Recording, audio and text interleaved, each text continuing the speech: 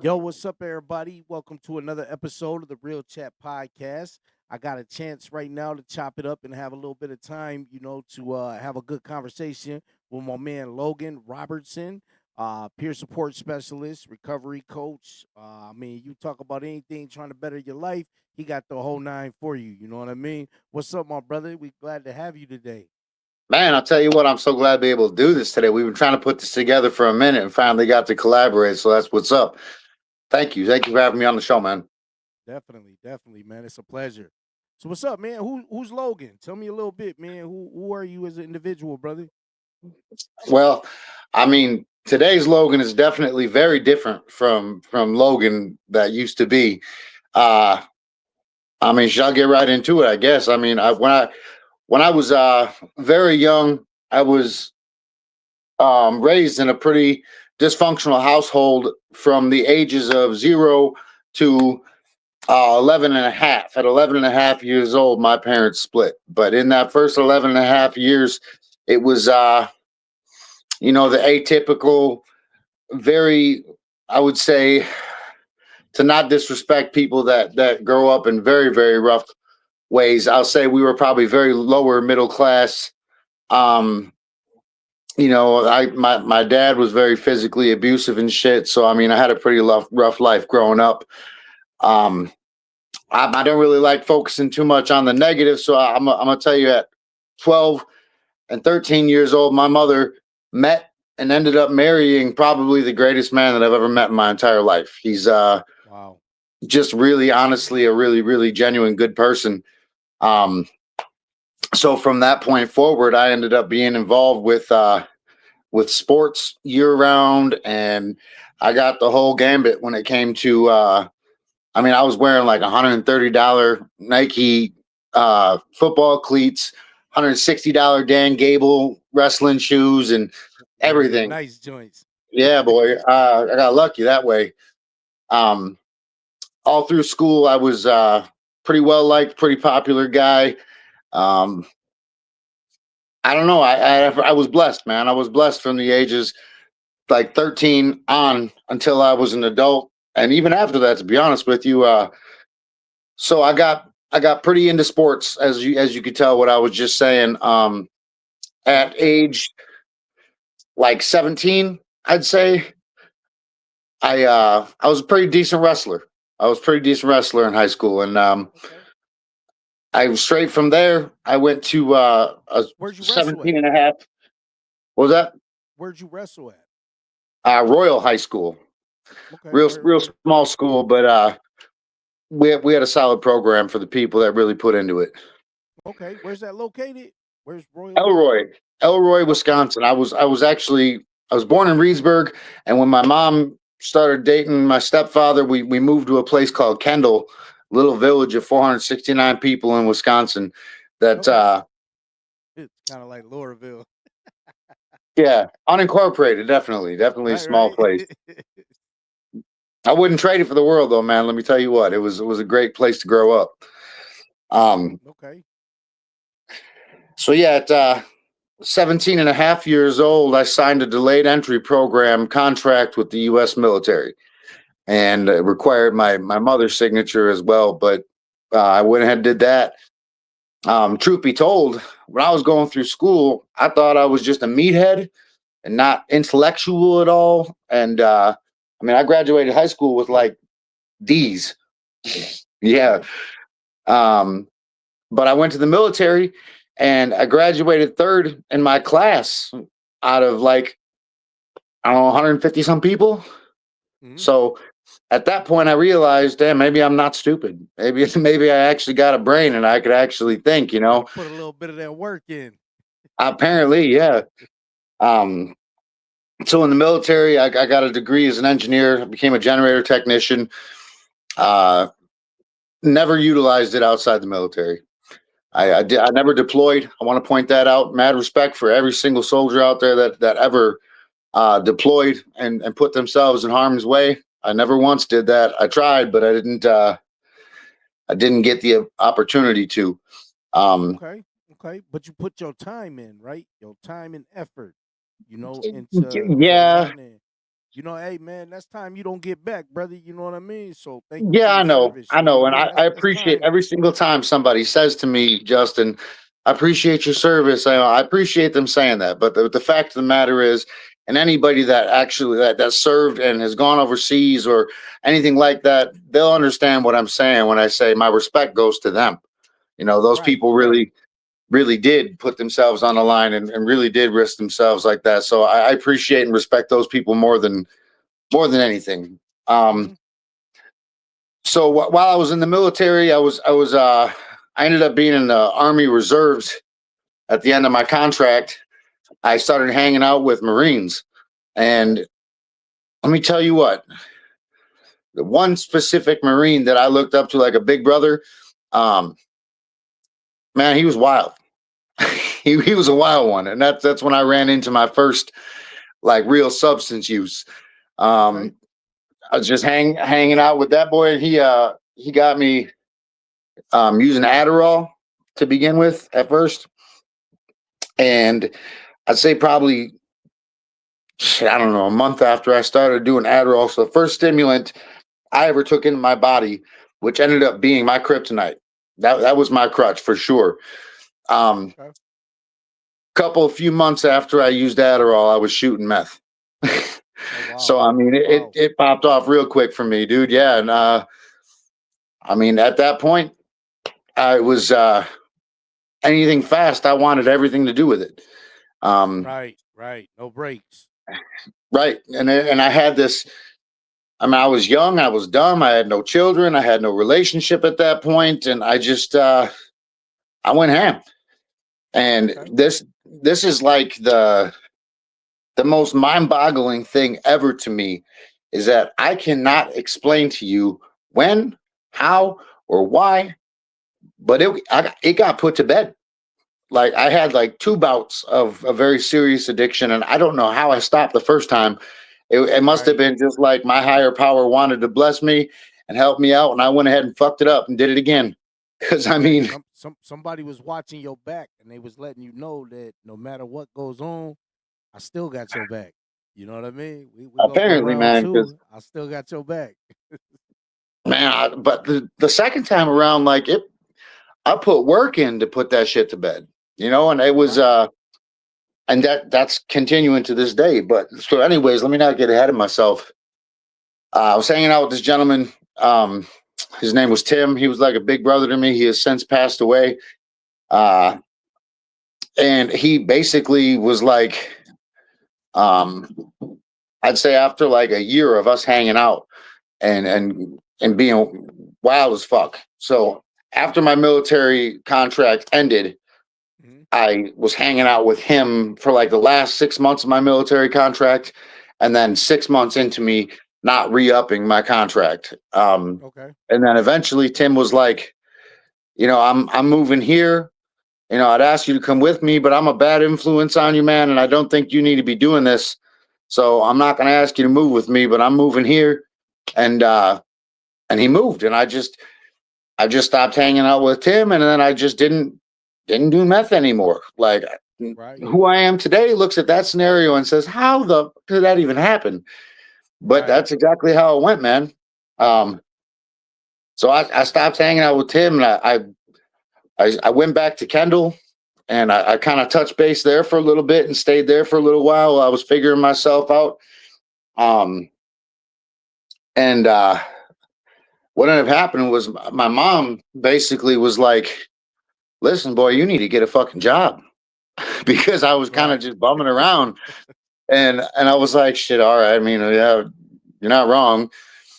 And so after a little bit, I uh, I started working at the Wilderness Territory in Wisconsin Dells as a deep water wave certified lifeguard. And Okay. I mean, I was young, I was in shape, and it was a good time. We'll just say that. Right. And Right. so I start hanging out with other lifeguards and shit. I end up moving to the Dells and staying in a hotel room and going to work, and then I just go back to the hotel room I lived in. And as you can imagine, that turned into basically just a lifestyle of partying all the Right. time. Right. Yeah, You that's all know, the make. It's at all the makings right there. You in the Dells, one of the top party cities, in the state, and you got a hotel and a lot of time on your hands. man. And every day I was at that water park seeing ladies Right, every day. You know, and I didn't have to pay to be at the water park because I was fucking working there. So yeah, right. it was. So, anyways, I ended up smoking that K2 spice stuff, and next thing I know, it's an everyday habit, and every day I go to the place that sold it over at that porn store, and I buy it. And I come back, get stoned until I fell asleep, pass out, wake up, go to work, Do it and all over again. every day. And man, that took shit. I don't know. Well, I met my wife today. Then while working at that water park, and it just is not a good scenario for me. So I was my wife and I, my girlfriend at the time, you know, she ended up coming over to the hotel one day and just never left. She just stayed, you know, Oh and I wow, wow, yeah, yeah, man, I was like, listen, I don't do the dating thing, so we're not gonna date. But if you want to hang out and kick it, that's cool. We can hang out, and you know, I think you're hot, so we can fuck if you want to. But I mean, I don't do the dating thing, you know. But she just never left. So I she mean, just, I'm here with you. You know what I'm saying? man, she Hey, stuck it how out. long That's ago for was that? sure. Shit, 14 years ago. Let's go, let's Yeah, go. man, Yes, 14 years ago or so. So anyways, I had this pretty terrible habit every day, and you know, she begged me. She begged me to stop doing that. She said, "Logan, I don't want you to die. I don't want to see you die." And you know, I was doing me, you know, so I continued smoking that shit every single day for a long time. And then when it became illegal, actually it was a huge blessing for me because it made it a lot harder to get, and I was kind of right, already done right. with it. So my life was just swinging, making motions. I was ready to move on from that anyways. Um, and at that point, I just started smoking weed. And so I was just smoking weed. And my girl and I ended up having a daughter. And we moved out of that hotel room into our own place together. And I was Nice. smoking weed, man. I was just smoking weed. That was all I was doing for a while. And then there came a day where I was fighting with my old lady, and I walked up behind her house, and I heard something in our garage, and I'm like, "What the fuck?" You know. So I go back and I open the garage, and the lights were off. It was black, and all I saw was this lighter flicking in the back corner of my garage. Right, And right. I'm like, "What the who's in my garage, man?" And all of a sudden, this dude's like, "Hey, what's up, nigga? Why don't you come over here?" And I'm like, "What the fuck, Okay. man?" What?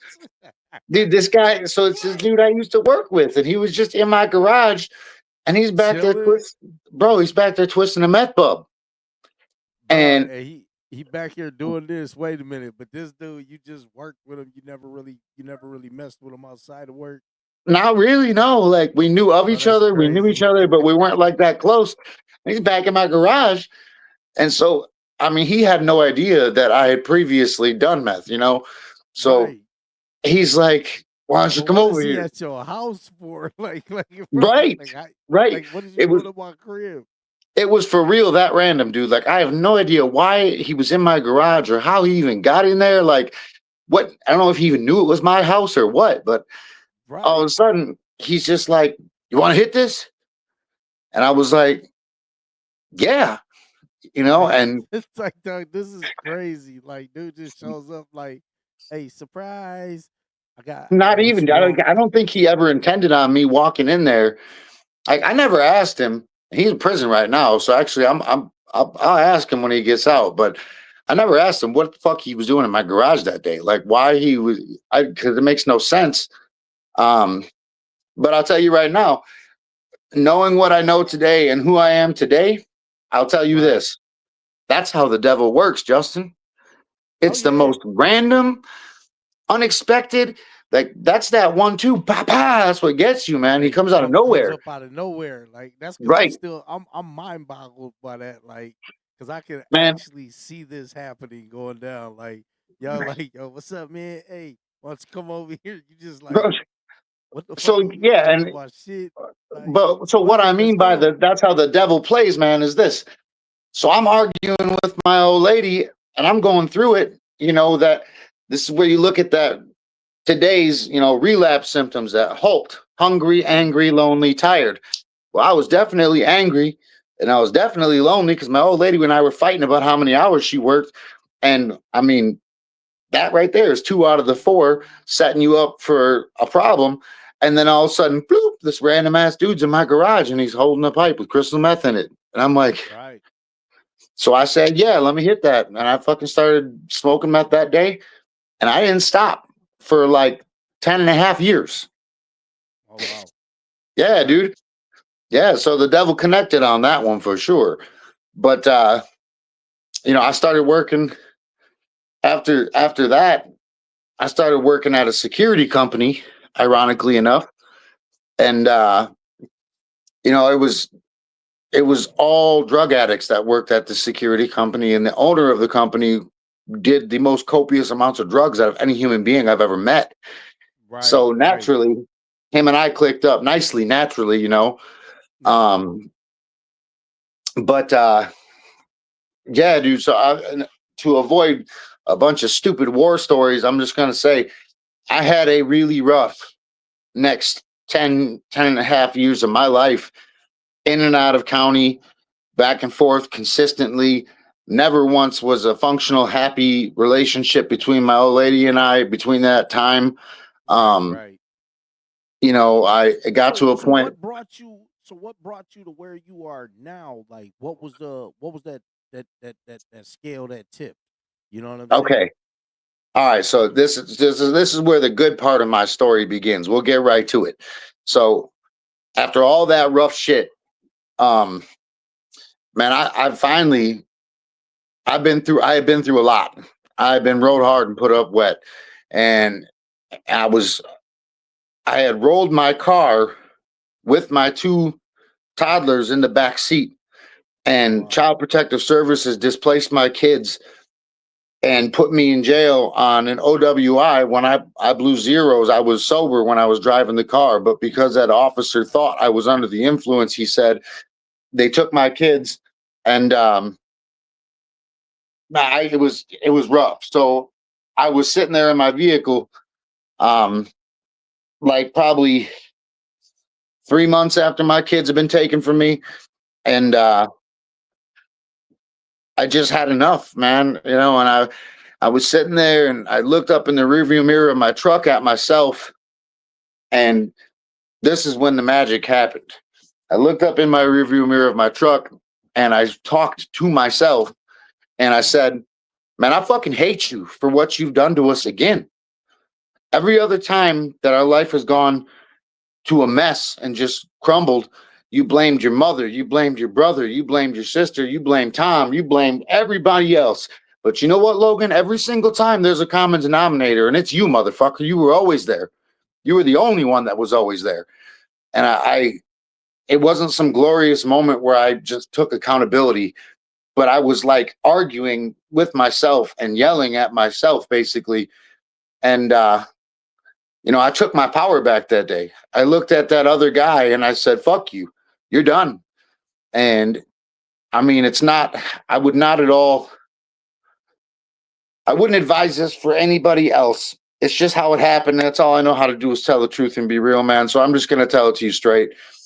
After all those emotions, and mind you, it was a really nasty, tear filled, snot filled moment in my truck. I looked at that other guy in my rearview mirror and I said, "I promise you, motherfucker, if you put any minor mood altering substances in our body again, I will fucking blow our head off. I'm done. Mm, Not doing this ever again. I can't. I've been through too much. My family's gone through too much.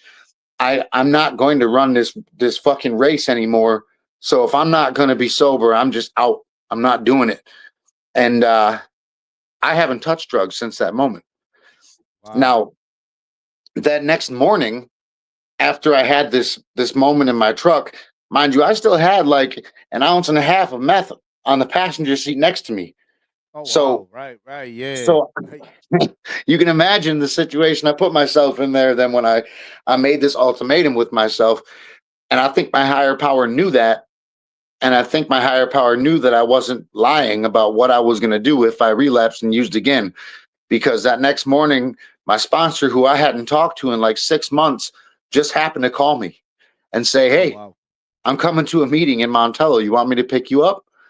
And every other time prior to that, I would have been like, I'm busy today, Nah, man. man, I got this going on. I got that Right, going on. I got all kinds of shit to do. right. But Justin, that morning, and what I said to him, I didn't think about it. I just spit it out, and I said, "Yeah, can you come pick me up right now?" And so I think that that was my higher power coming down and like swooping me up and just like controlling what I had to say to my sponsor in that moment, and just let my life happen the way my higher power needed it to happen. Because let's be honest, dude. What drug addict do you know that has an ounce and a half of meth next to him that is like not going to use it? I was just gonna say that's where the real danger happens because in that moment your thought process is, well, I'm gonna use all the rest of it now because this is the last time that I'm gonna be doing this, and then you fuck around and do too much, and it ain't gonna be all those plans that you had set forth during that conversation in the mirror. You know what I mean? Yeah, but I mean, I meant it when I said it wouldn't have been a matter if I did it all or not. It wouldn't have mattered. I'd have fucking gone out and just made a bad decision, you know. Right, and that's Um, what I mean. That's the serious danger zone in that moment when we tell ourselves like, "Hey, man, this is it. That's enough." You know what I mean? yeah, It's seriously dangerous because for one, we're afraid. We don't know what the fuck. You know what I'm saying? Like this ain't what we visioned our life. You know what I'm saying? So now here I am for to be this newborn, uh, sober. You know what I'm saying? Like I don't know what the fuck to expect. 'Cause everything I know about my right. life is been that bag. You know what I mean? Yep, yep. And I just all I knew was that I had because I mean you can imagine when I was I'll say a year after I had graduated high school what my life looked like. Hmm. Man, people I remember specifically a moment where a dude said to his son, if you want to be as good as Logan, you have to work as hard as Logan. And I was like, that's kind of fucked up, bro. You're like, why are you telling your son to look up to me? He should be looking up to you.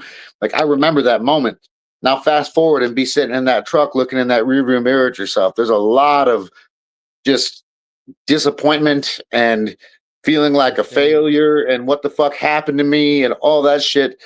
Um, so, yeah, I agree with you. It was a very dangerous moment, but it's a beautiful part of my story because man, what are the odds that my sponsor calls me after not talking to me for 6 months that that next morning? Like, mind you, this is meth we're talking about. So morning wasn't like I slept on it and I woke up. Like morning was three Right. hours Yeah. after I was sitting there in my truck in a problem, big mess. Um, Yeah. so anyways, I said, yeah, could you come pick me up right now? And he said, I'm on the way.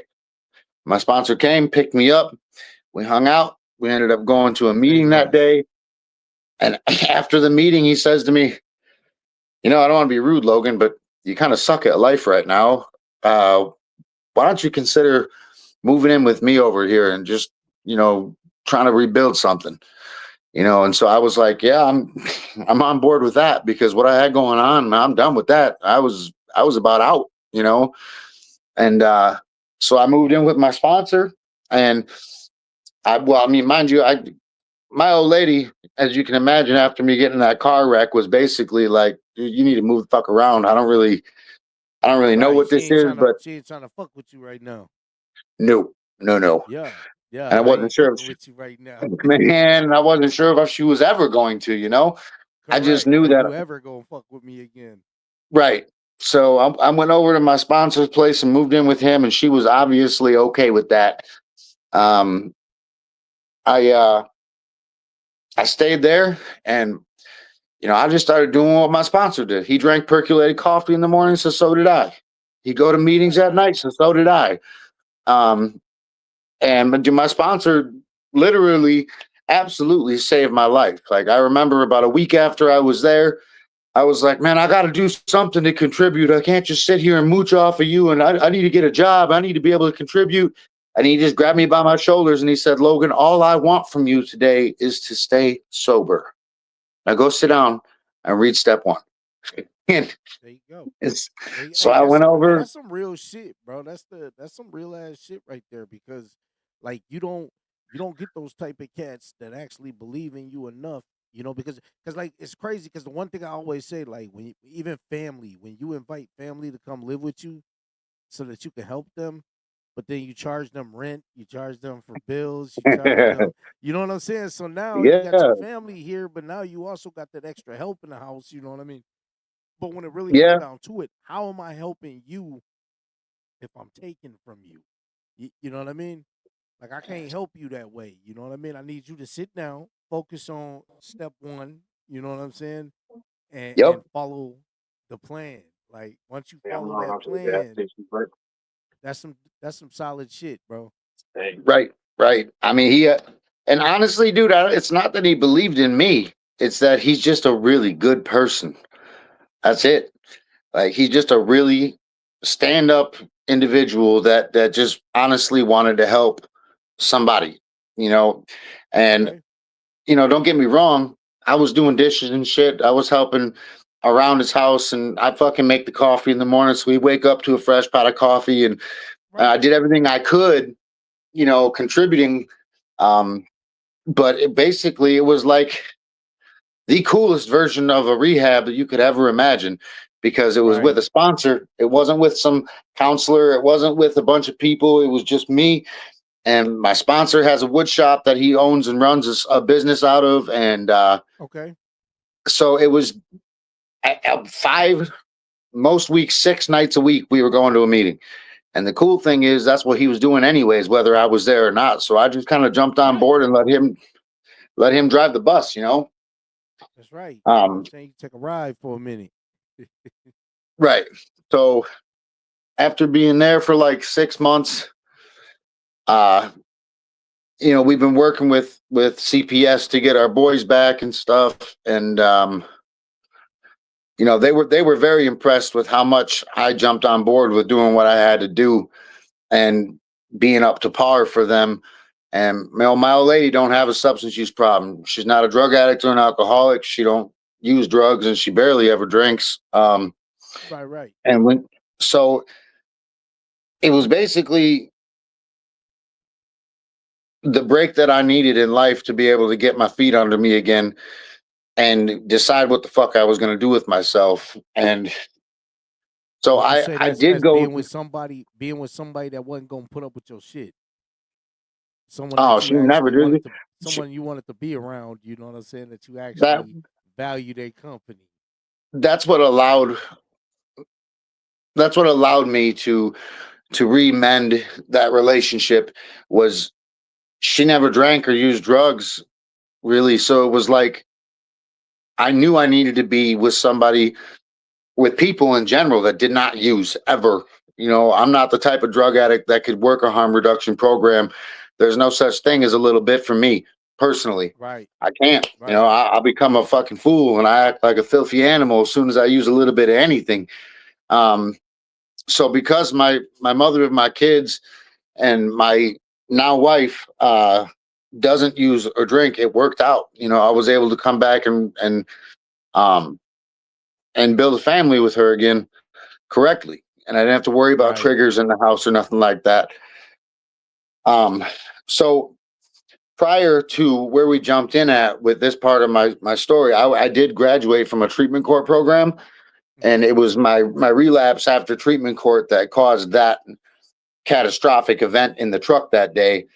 Um, but so I had known I wanted to be a peer support specialist as I was coming out of that treatment court program. Um, I completed the class, and then because of my relapse, I didn't take the test because I thought that'd be bogus as fuck for me to become a peer support specialist after I had just relapsed and shit. So I didn't do it. Man, y'all But hear I, that? That's solid, bro. That's integrity. well, You know I'll what I'm tell you right saying? now, dude, that's the I only way love this that, bro. works.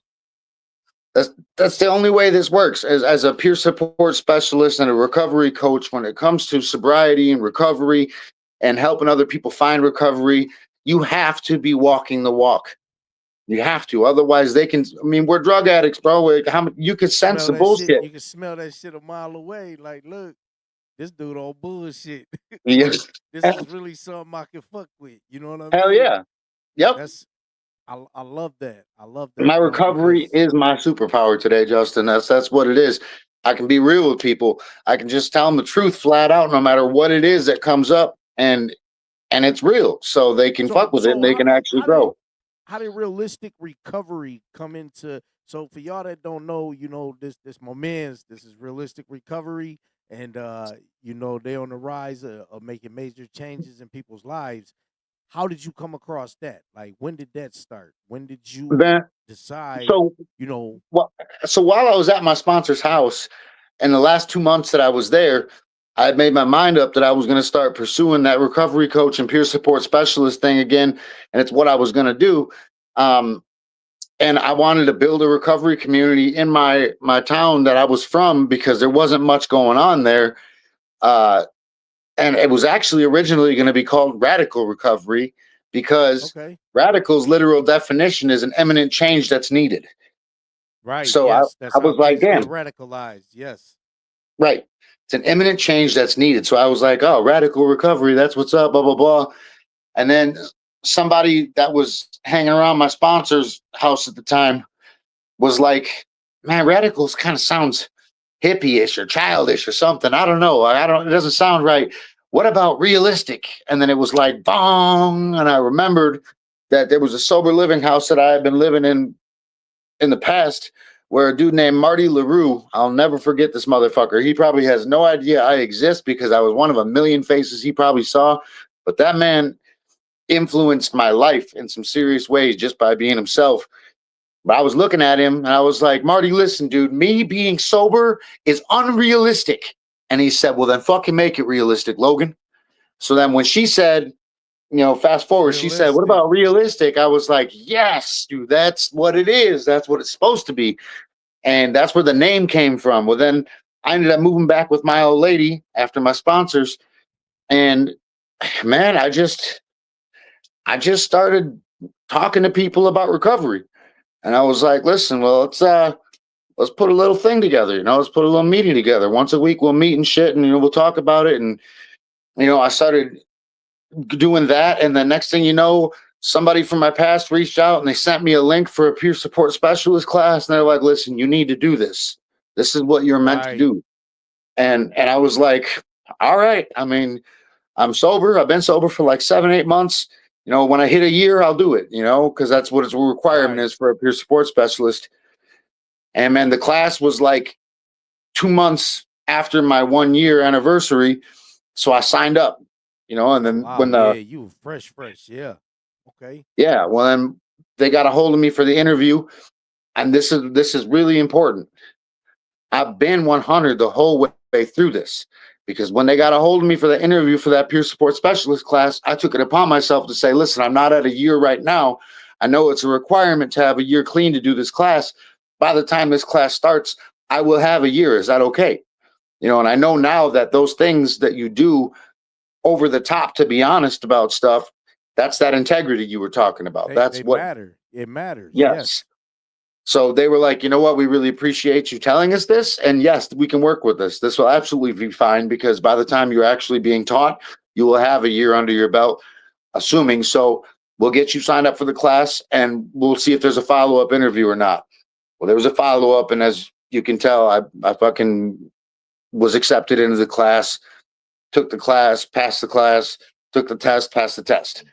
So I got this credential and I wasn't really like planning on using it immediately because I had another job at this point. I wasn't sure how that looked, finding employment with that, Right. not. And um, that treatment court that I graduated from, as it turns out, they were counting on me to complete that initial class that I Right. took as I was graduating and the Yep. test because they wanted to hire me to be a peer support specialist for their treatment court. But I didn't know this. Right. And so when I got my certification, all of a sudden, miraculously, there's a job opening for the county that I graduated treatment court from, and I got a phone call, and they were like, "Hey, just wanted to let you know we're going to be looking for a peer support specialist. Do you think you might want to apply?" And I was like, I mean, yeah, I would like to. And they're like, "Good, we were counting on it." And they interviewed like five Nice. people, but as soon as they interviewed me, it was like 20 minutes after my interview, they were like, "Yeah, we're giving you the job." And I was like, "All right, that's what's up." So I, at that point, started providing peer support for Marquette County in their treatment court, while doing my full time job still, because there was only part time hours for Marquette Yeah, County. but bro, first of all, man, that's amazing, bro. Because like, so me, I'm a certified peer support specialist, and it is so hard to find a job within that field once you have those credentials.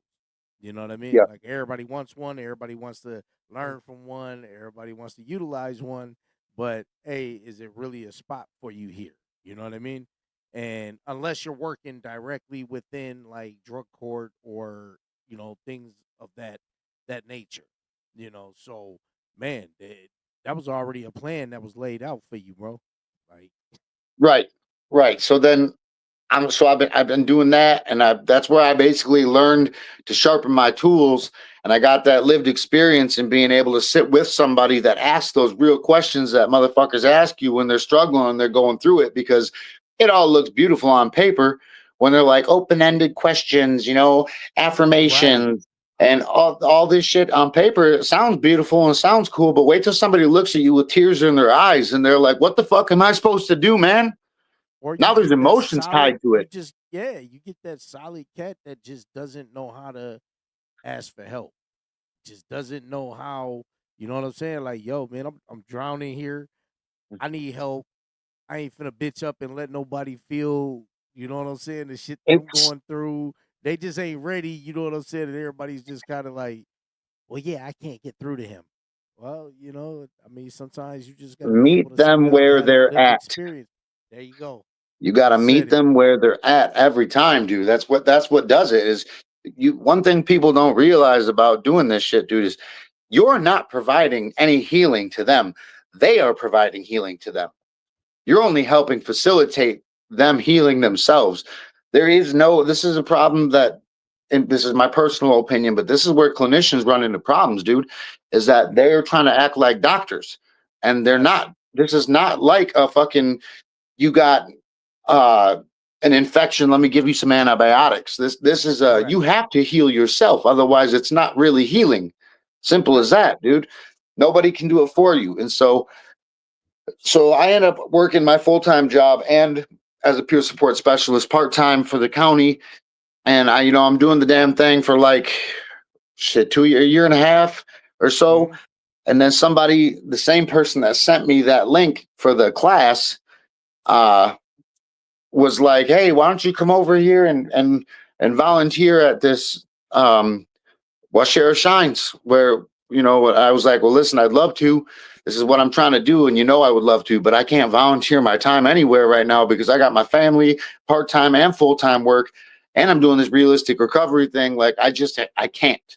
I need to be compensated for my time wherever I'm at right now because I got so much going on and I got a family to provide for. I'd love to donate my time to you, but I can't." And they're like, "Okay, well, we understand, just get over here when you can." And so I did, and I kept working my full-time job. And then uh, it was God's plan, dude. It worked out that um somebody that graduated from the same treatment court that I did became the program coordinator at Washera Shines.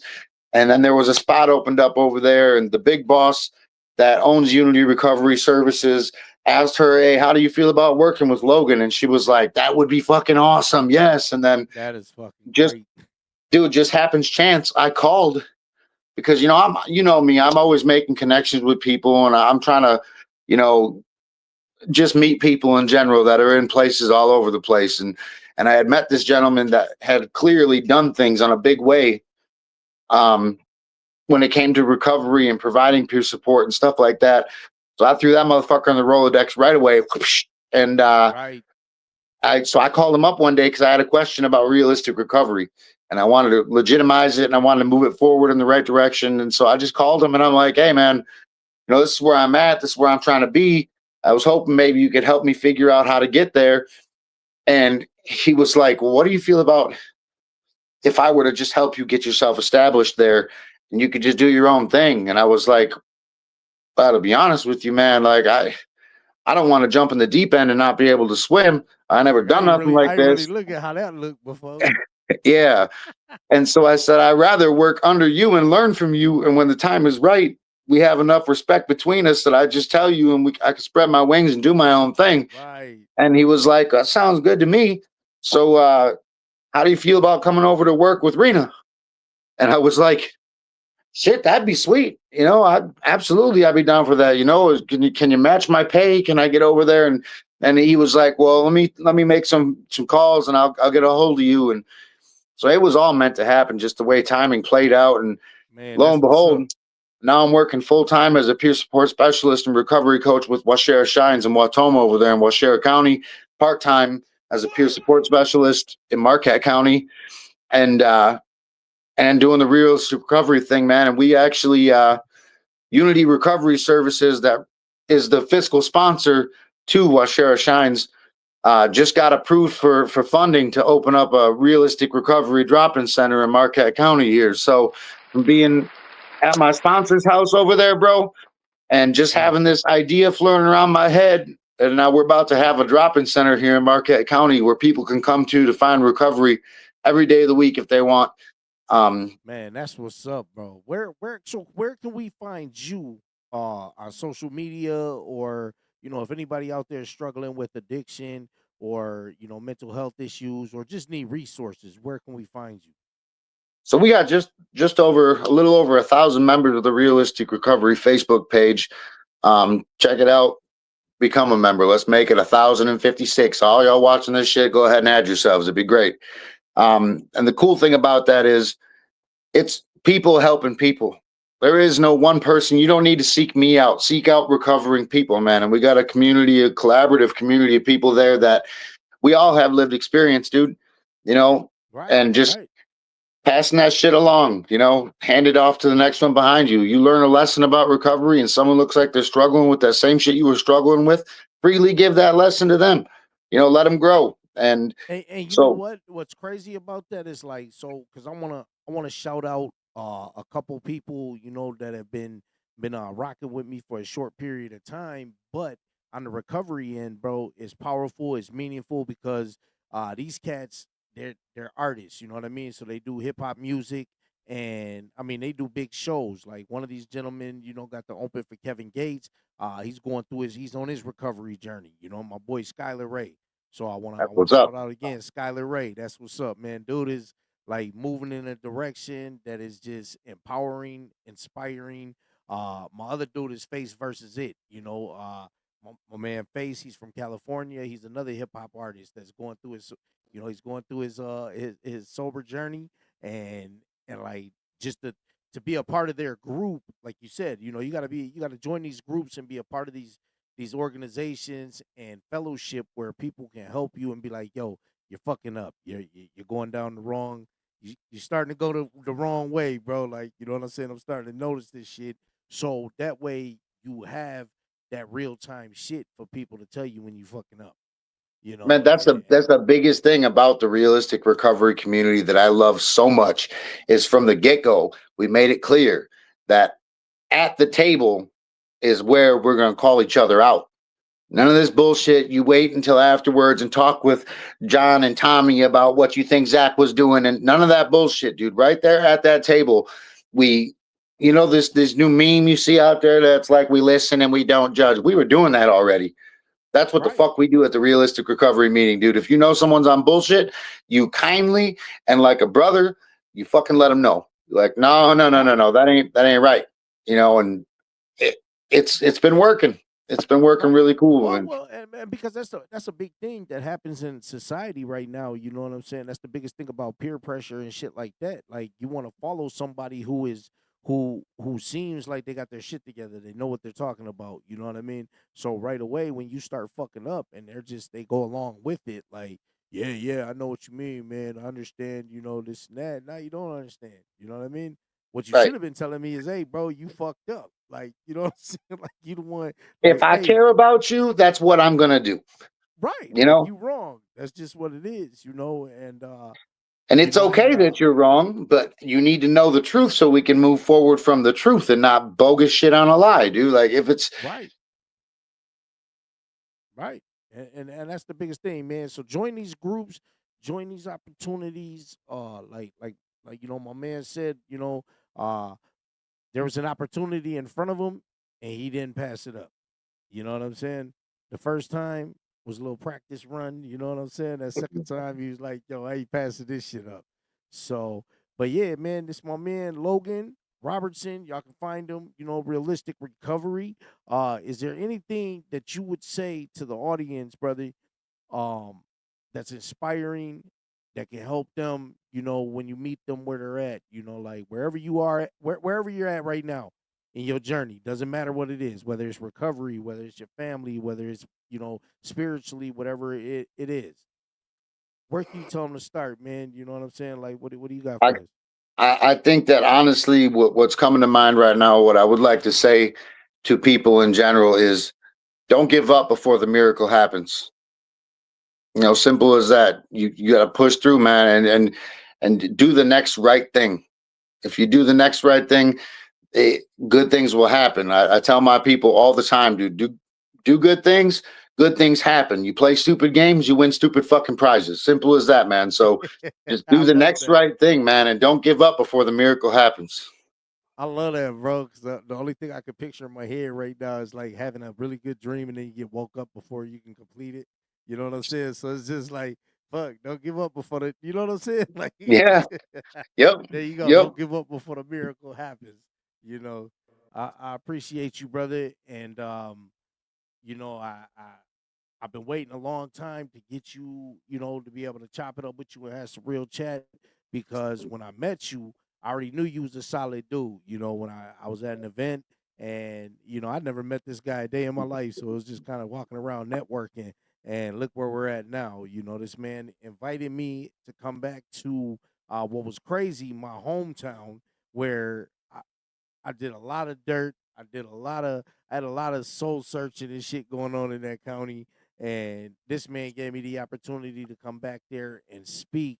Um, by the way, I got some blowback from that too. so, Oh so yeah.